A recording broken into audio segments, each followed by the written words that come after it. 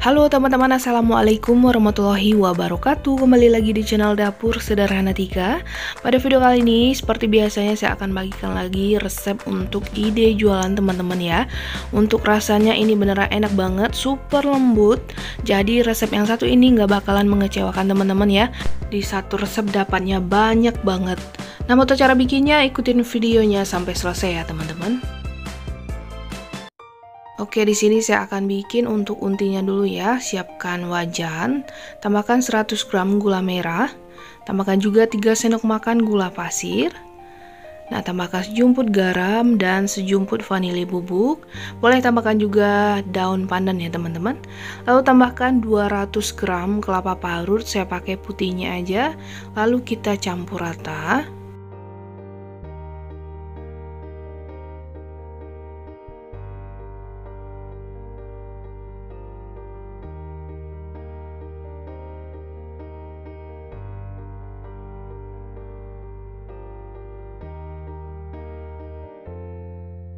Nah, setelah itu lanjut akan kita masak menggunakan api kecil aja, sambil terus kita aduk sampai kelapa dan gula merahnya nyatu dan mateng ya teman-teman. Nah, ini kelapanya juga udah mateng dan mengering ya. Kita matikan api kompornya dan kita sisihkan dulu, kita tunggu dingin ya sebelum kita gunakan. Dan selanjutnya kita akan bikin untuk bahan adonan kuenya. Oke, pertama akan kita siapkan bahan keringnya dulu ya. Kita ayak 250 gram tepung terigu protein sedang atau 25 sendok makan. Tambahkan juga setengah sendok teh baking powder double acting. Kalau pakai yang biasa gunakan 1 sendok teh ya. Ini kita ayak dulu. Di sini tambahkan juga setengah sendok teh garam ya teman-teman. Tadi saya lupa videoin.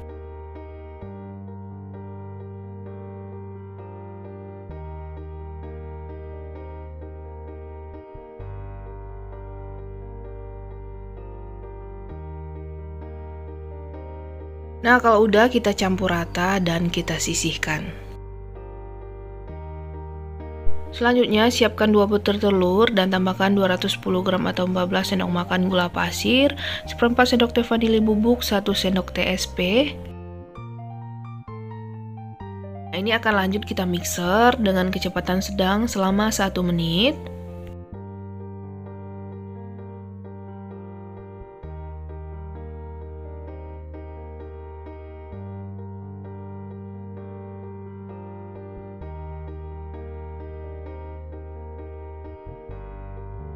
Setelah 1 menitan di mixer, kita akan tambahkan 250 ml santan. Ini campuran 65 ml santan instan ditambah air. Nah, sebaiknya teman-teman tuangnya bertahap ya sambil di mixer biar gampang aduknya. Nah, di sini saya langsung aja tuang semua. Jadi agak sedikit sulit ya teman-teman saat di mixer karena beterbangan keluar ya. Nah, ini kita campur rata dulu dengan kecepatan rendah. Kalau dirasa udah tercampur semuanya, kita pindah ke speed maksimal, kita mixer sampai mengembang putih kental. Nah, ini udah kental ya teman-teman, tapi teksturnya itu agak sedikit mencair seperti ini, nggak terlalu kental banget, seperti kita mixer pada umumnya ya. Nah, setelah itu kita tambahkan bahan kering yang udah kita bikin tadi, kita masukin bertahap juga biar gampang aduknya.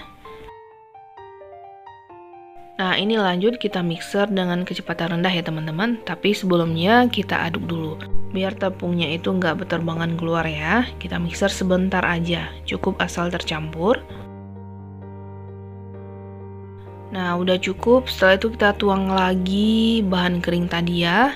Inilah kita lakukan sampai bahan keringnya habis dicampur ke dalam adonan.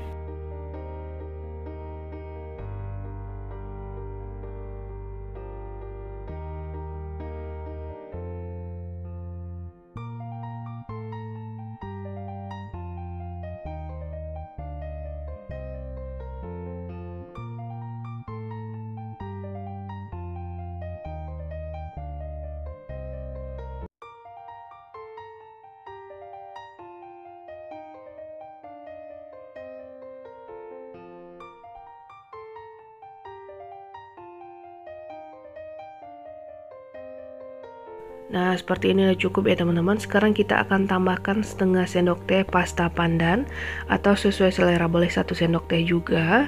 Dan tambahkan sedikit pewarna kuning ya. kuning muda. Jadi ini opsional, saya tambahin biar nanti warnanya kelihatan bagus ya teman-teman. Nah setelah itu kita campur rata kembali.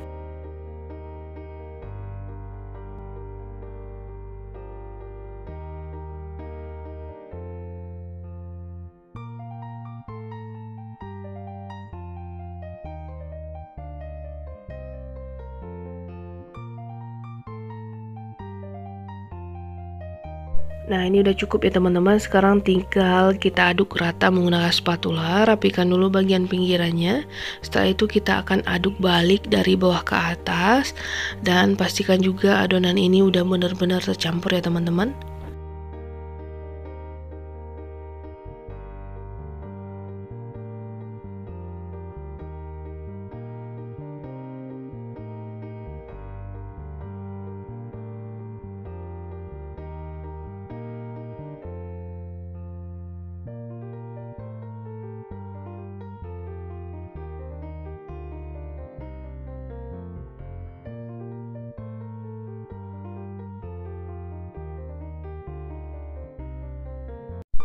Nah kalau dirasa udah benar-benar tercampur dengan rata, ini kita sisihkan sebentar ya.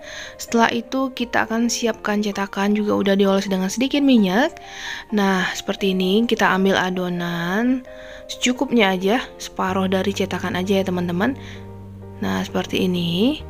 Nah setelah itu kita akan tambahkan bahan unti yang kita bikin tadi. Kita isi juga secukupnya, jangan sampai penuh, soalnya nanti akan ditambahin dengan adonan ya. Nah kita isi lagi adonan sampai 3/4 bagian.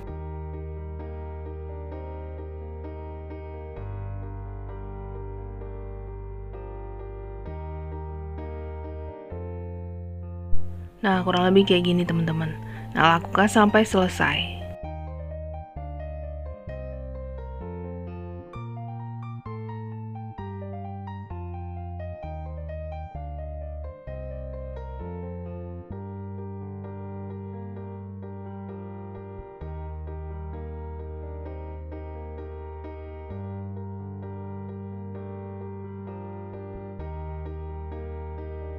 Oke, saya bikin segini dulu ya.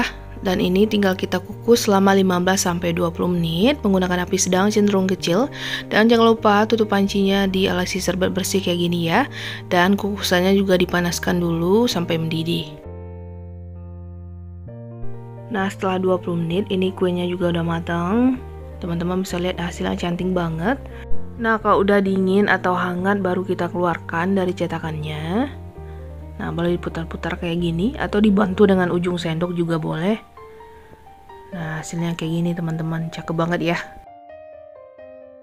Nah ini kita lakukan sampai selesai. Di satu resep ini saya dapatnya 50 piece ya teman-teman. Jadi 2 telur bisa menghasilkan kue yang sangat banyak. Dari tampilan ini tuh sangat cantik ya teman-teman. Warna dari bolunya itu juga bagus. Yuk sekarang coba kita lihat gimana hasilnya. Nah kelihatan ya, untinya juga kelihatan dari luar. Dan warnanya juga bagus. Ini beneran empuk. Kelihatan ya teman-teman, seratnya juga halus banget. Soal rasa bolu yang satu ini sangat enak. Jadi recommended banget ya resepnya.